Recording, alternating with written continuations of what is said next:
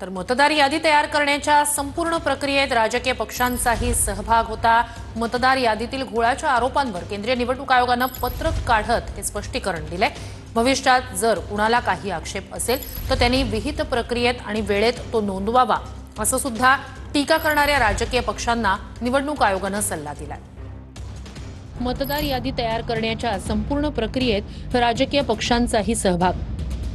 अनेक पक्षांच्या booth level एजंटनी मसुदा यादी योग्यरित्या पाहिली नाही।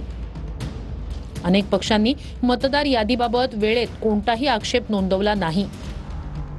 आता जुन्या निवडणुकांच्या मतदार यादीत अनियमिततेचा आरोप करणं चुकीचं, कारण यासाठी आधीच एक निश्चित प्रक्रिया आणि वेळ होती। मागील निवडणुकांच्या मतदार यादीवर आता तक्रार करणं म्हणजे केवळ गोंधळ उडवणं।